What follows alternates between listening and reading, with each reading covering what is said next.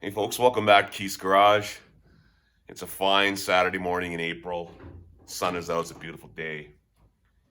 And today, um, we're gonna look at a couple more things on my 38 Plymouth today.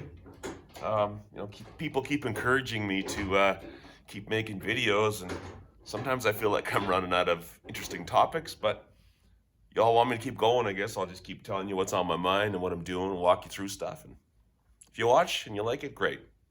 So let's have a look at a couple things here. The engine now has about 200 miles on it since I rebuilt it.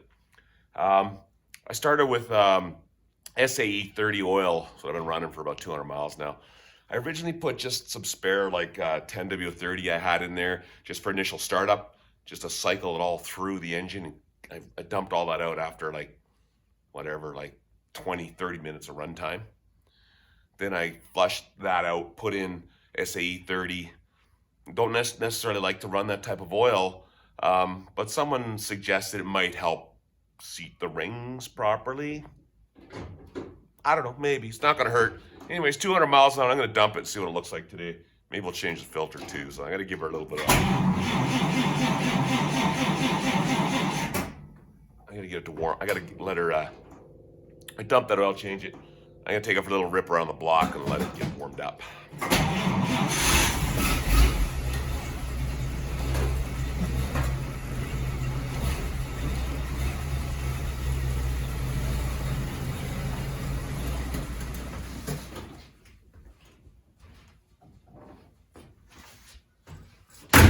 All right, I see another opportunity for another lesson here. I just went for a drive to heat up my engine before I dumped the oil, get everything warmed up. I drove for about 10 minutes. I went down, part of the way down the hill here. I drove up, well up past my house, hill climb for probably a good mile and a half, maybe more. And then I turned around and came back. My temperature gauge went all the way up to 190. And now I'm back home, and the driveway is sitting at about 180. And that's the temperature of the water, and that's red. That temperature is a reading from my gauge is at the back left corner of my cylinder head. But these are big, heavy blocks, lots of iron. We know the oil's moving around in there, but that oil, even though I just drove for that long, it's just literally it's not hot. I'd say it's tepid. I think I've seen babies drink warmer milk. So that's a good little lesson, just a reminder that it takes a while to get these engines to full operating temperature. Just because the temperature reading is up on the gauge does not mean the oil's hot. You're going to have enough water there heated up to make good, warm heat in the cab. Let's take a reading on that and see what it looks like. All right, oil on the stick. 76 degrees Celsius. You guys want, that's Fahrenheit. 76 Fahrenheit. 78. That's it. It's not very warm. Shooting the laser down in there, I'm reading 100. So about 100 Fahrenheit. That's it.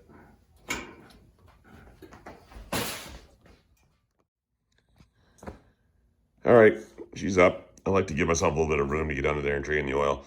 These cars, not like modern cars. You got to change the way you're thinking. If you're young and new to the hobby, new cars, you barely have to look at them for the first, 100,000 on the odometer.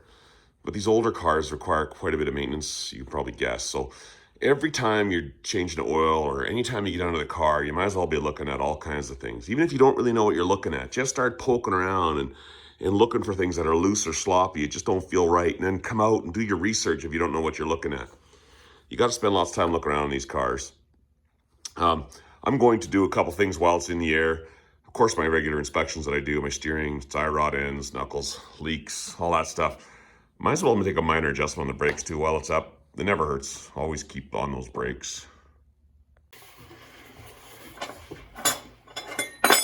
Maybe you're wondering where my splash pan here is. I haven't put it on yet. Just bolts to the bottom of the flywheel housing.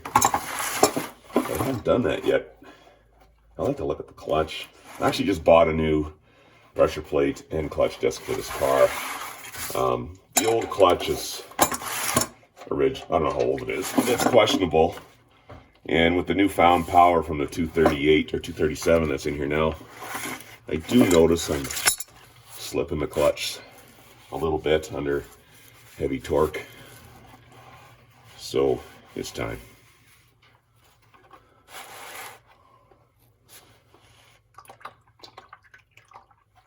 Well, no chunks came out. That's a good thing, right?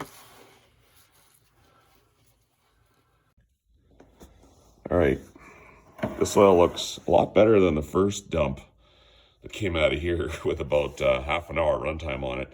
You know, I had a lot of different lubricants and special engine assembly grease, and I used 105 grease and used that Permatex grease in the engine when I first fired it up, and it got hot and it all dissolved, and the oil didn't look, you know, as nice and consistent as this does. It's a nice clean, I mean, it's dark, but that's to be expected. But you're looking for gray, milky stuff on here. Bit of coolant maybe mixed in with there. If there's a head gasket leak or something, you got coolant going into your engine oil. That's not a problem here. I don't see it. I do have access to an oil lab. I could take an oil sample and send it in. I don't think it's necessary, but I'm going to cut open the filter and see if I see anything inside of there. I'll show you that little trick. All right, a few interesting things maybe under here to show you. These engine mounts, I talked about it in an earlier video, how they're modified. See how they come out here? This is where the original engine mount would have been, right here, and into the block for a, what is it, 23-inch engine? And mine is a 25-inch engine, so you can see someone made custom mounts here to come back. They're L-shaped. Come out to accommodate the longer engine, because the front of the engine mount plate is right here. It comes down, mounts to here. And you can see I just have enough room here. We cut this away with a torch, it looks like to me. Just enough room to get a fan belt up there. I need to replace it. It's pretty tight, but it works.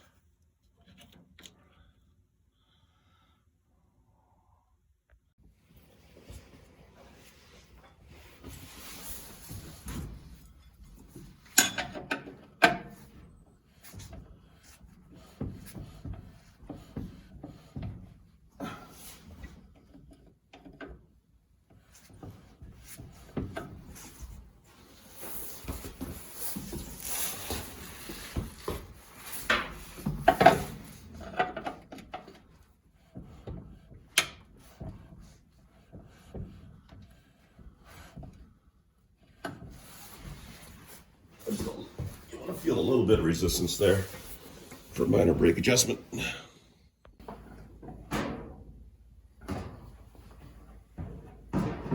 No, I'm not sponsored by anybody. I just run multi-viscosity detergent oil 1030. No, I don't add ZDDP. I don't add zinc additives. This is not a high performance, high stress valve train engine. I do not feel that I need extra zinc. NW30 is just fine in a nice, clean, new 3-belt engine.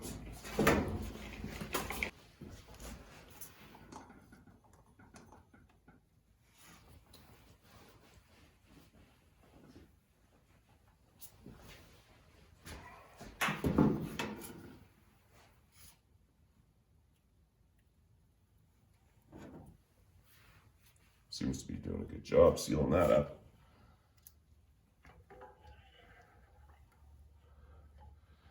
That's full of dirty oil, so I'm going to evacuate that out. I have a little vacuum pump, suck all that out.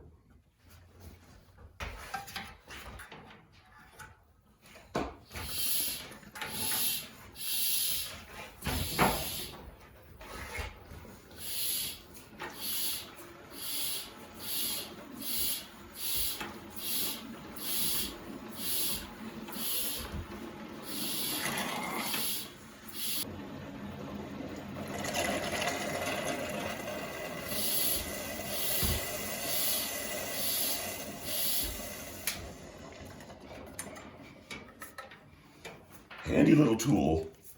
Recommend the Mighty Vac. There it is there. Just pump it.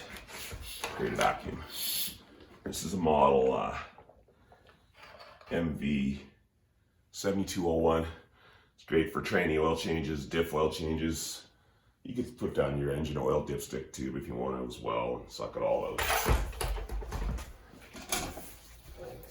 Alright, there's my filter. It's a Baldwin P73 model, good old made in the USA. I like that. I'll be buying more of those.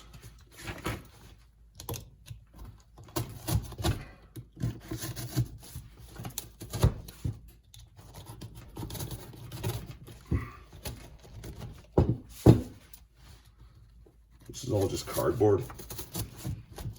Just cutting through it to get a chunk out. I'll show you why.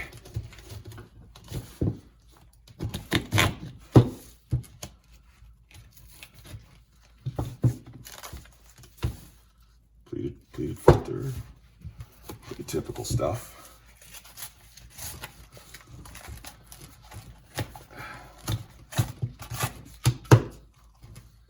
Now, you can see contaminants in the filter. So what I'm going to do is I'm going to wrap a piece of this paper up, cut a chunk off here, wrap it up in shop towel, like this. Let's go like that.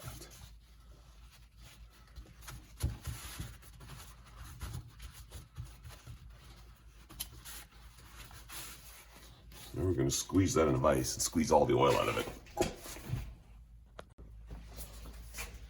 Okay, so we're going to make sure we don't squish it this way. We're going to squeeze the accordion together. And the paper towel is going to soak up any oil that comes out.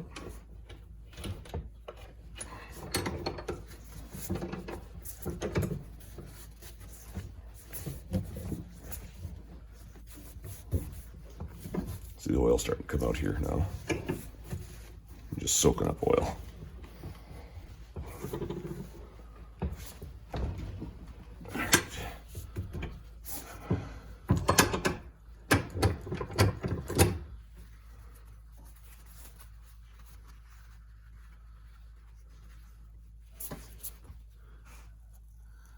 Now we can see exactly what's going on inside of our engine. I'm looking for shiny aluminum or metal. I see a couple tiny, the odd little speck, not much.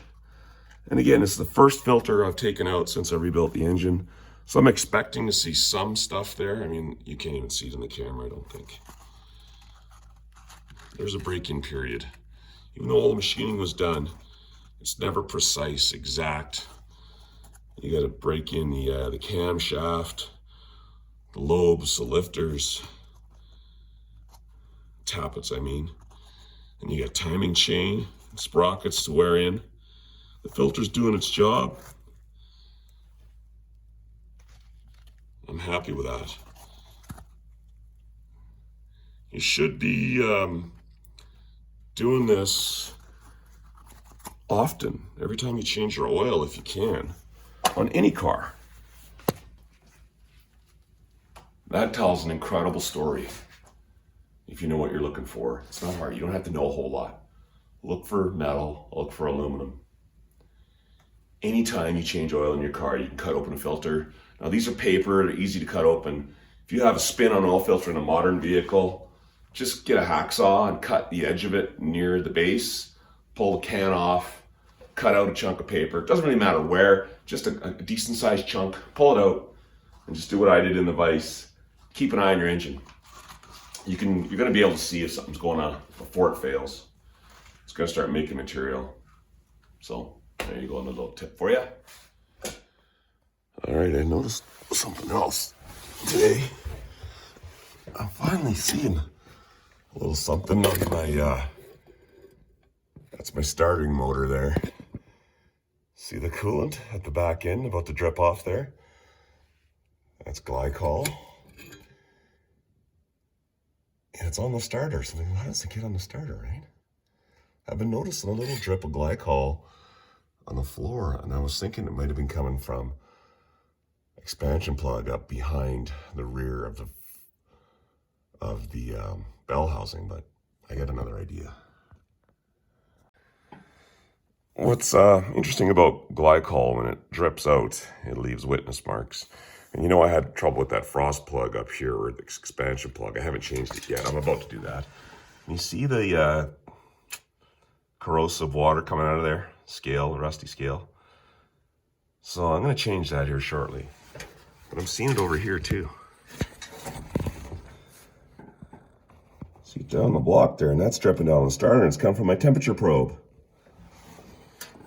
So I guess I will try and reseal that better and clean it up as well. See if we can get these coolant leaks dealt with.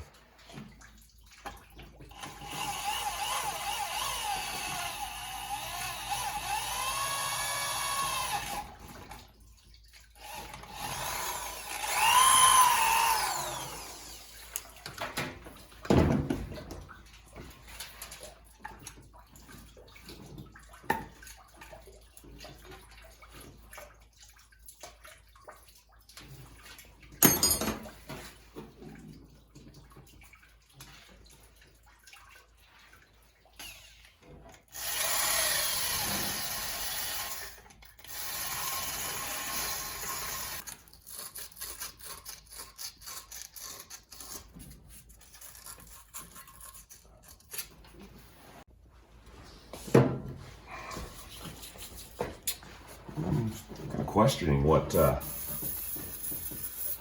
guy used when he put those expansion plugs in. What did he use for sealant?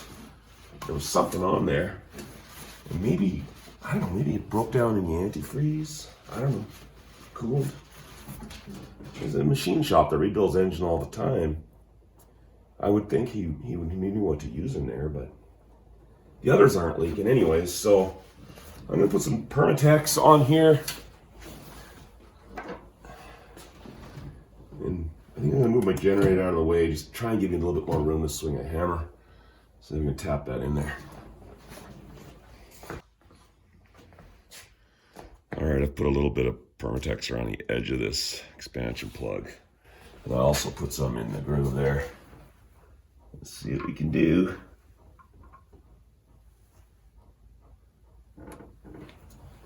All right, that's in. Now we gotta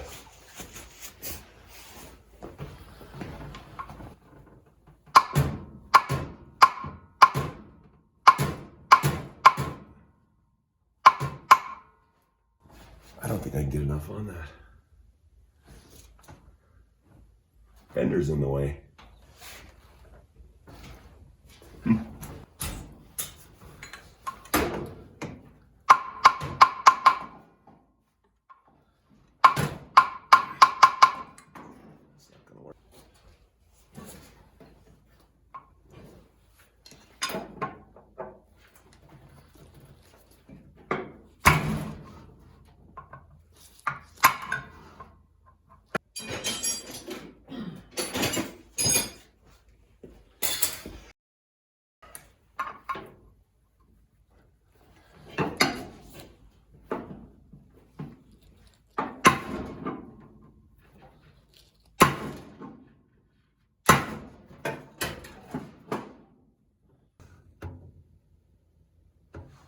I think we're gonna try that. It feels flat. It's got a good little divot in the center of it. I'm gonna try it.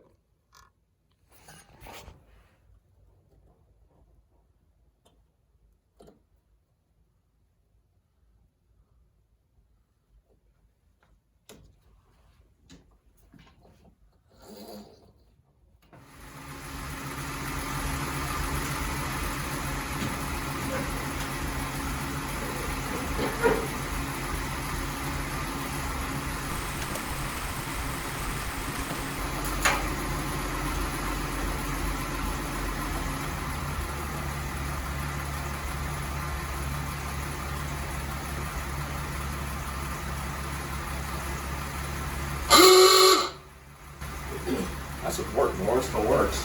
All right, I think we got it.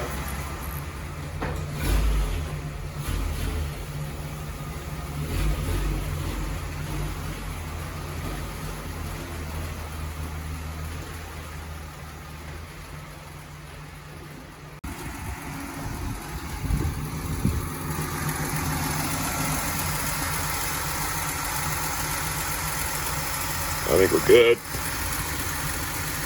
No leaks. Time to go cruising. Well, folks, that's another Saturday gone. Another episode of Keith's Garage. Hope you got something useful out of that.